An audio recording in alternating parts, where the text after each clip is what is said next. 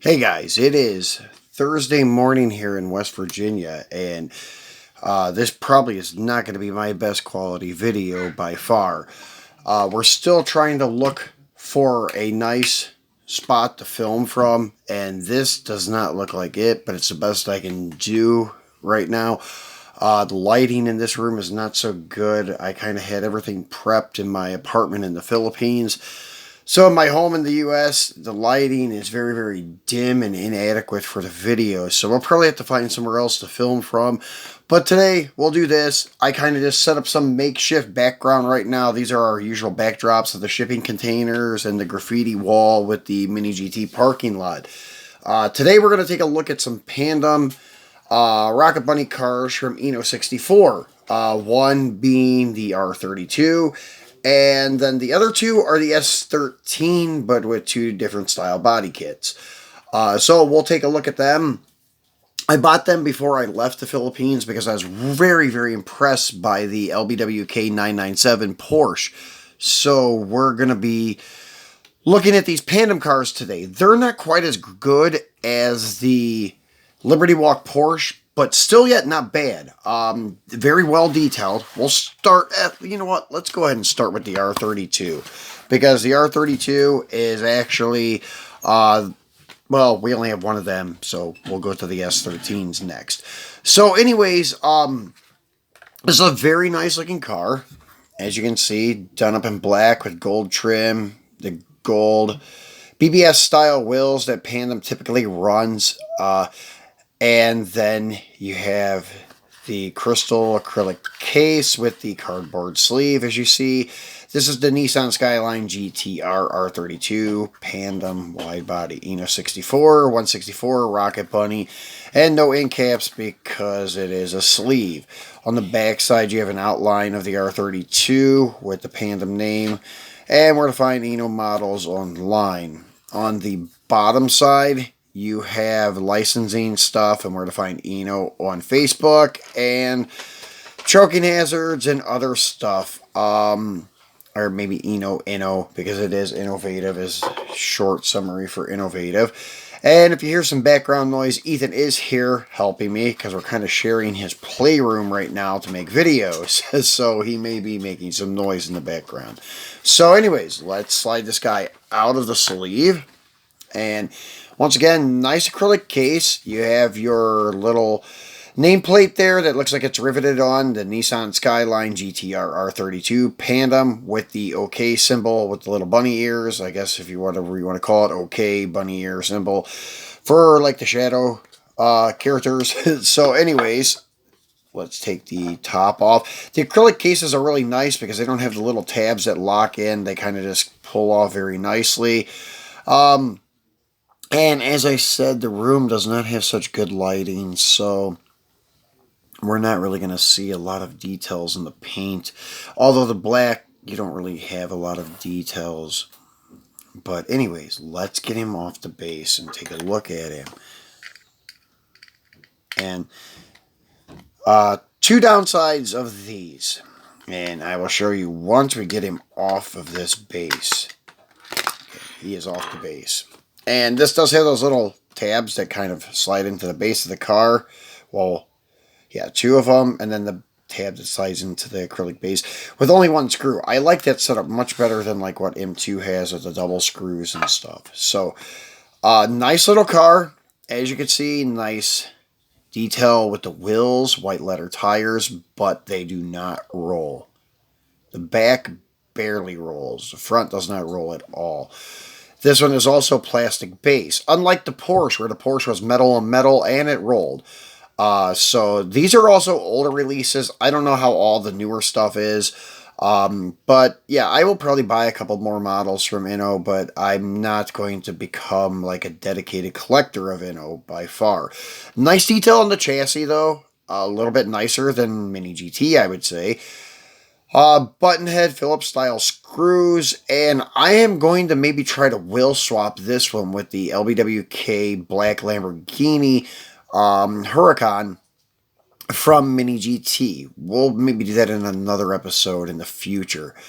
But we're also going to talk about future episodes, guys. But anyways, let's flip him around to the front. You can see it has acrylic headlight lenses, amber acrylic turn signals, and you have that silver painted intercooler there. Nice stance, cool wide body look. You can see where the wide body flares are riveted in. It has those rivets there. Front and rear. This does have plastic mirrors, so be careful when handling it. And detailed gas door. It's even recessed into the flare, which is pretty cool that they added that little detail there. Really dig that. Red acrylic tail lights. And I think it's a Pandem Plate.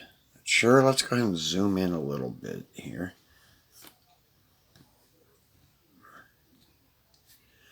And see what we got there.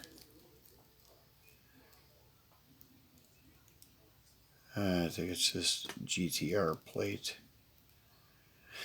Really, it's hard to get this thing to focus. As I said, this is not by far my ideal filming situation, so this is going to be a really shitty video. There we go.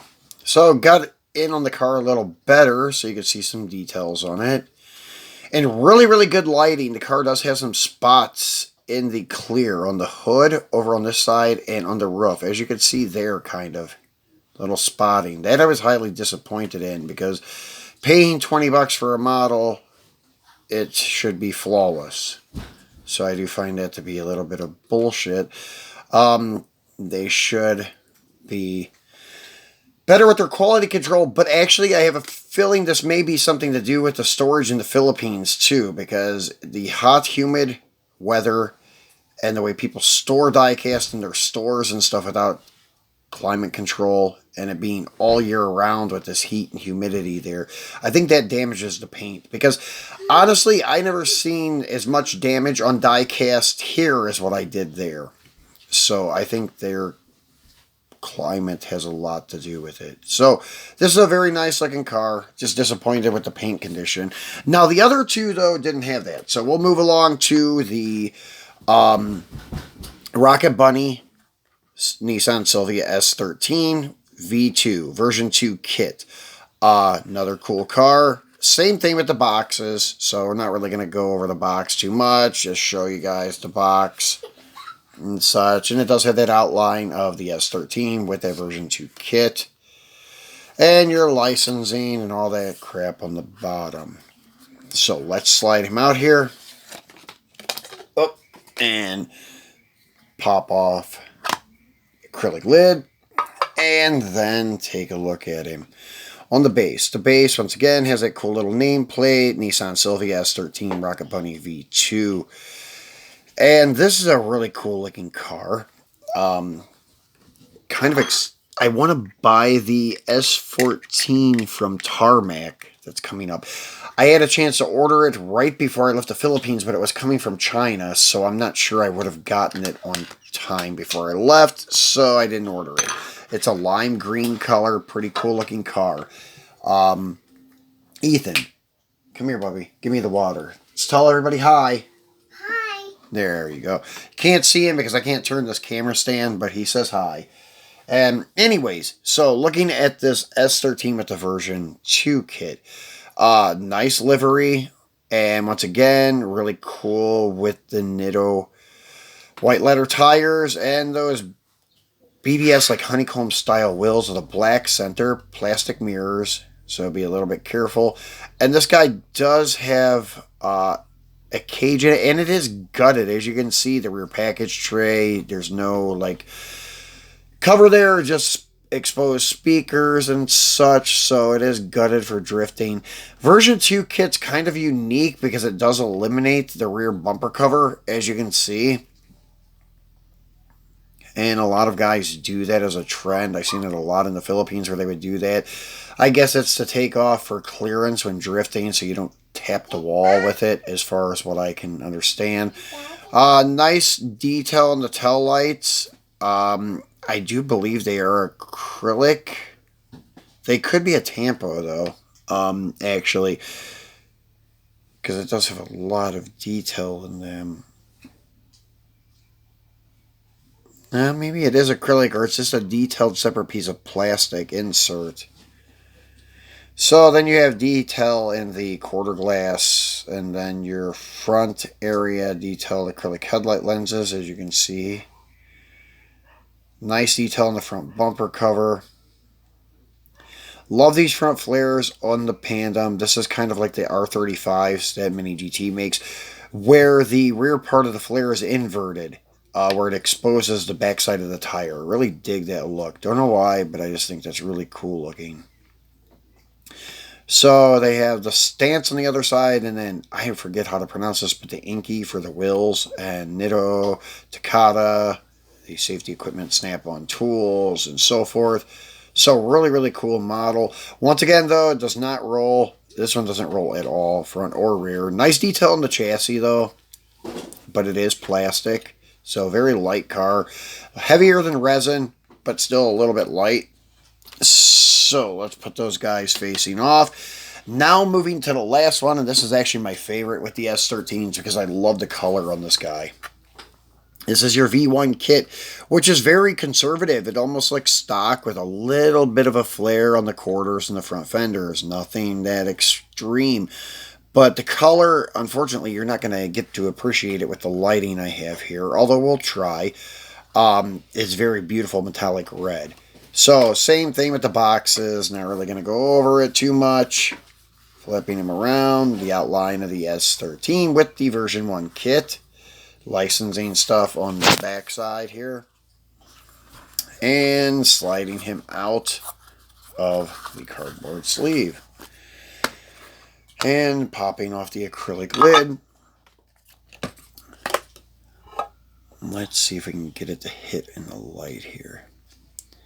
There's a lot of metal flake in this car, which looks really, really good. It's like a candy maroon, but my lighting in this room gives it like a yellowish tint, so it's not very well done. But as you can see, the detail in the interior of the Innos is very, very nicely done. See how it's black with the red seats? You got your roll cage in there. And then, as I said, that exposed rear package tray, no rear seat. You can see the details of the floorboards. There's no carpeting, nothing like that. Pretty much all business for drifting. And as I said, this body kit is pretty conservative. It doesn't really have much of a bulge flare to it at all. Nice detail with the headlights and the intercooler. See how much detail there is on their intercooler there. Very, very nicely done. Plastic mirrors once again, so be careful. And Nitto white letter tires. And then you have a website sponsor. I think that is Tracchio.com. And then Rocket Bunny on the rear quarter. Nice ducktail spoiler, Nitto on the back side of it. And once again, those highly detailed tail lights. I think they're part acrylic and tampo, like acrylic over a tampo. So nicely detailed Rocket Bunny plate. Single exit exhaust. And let's pop him off the display stand and get a look at the base of this guy.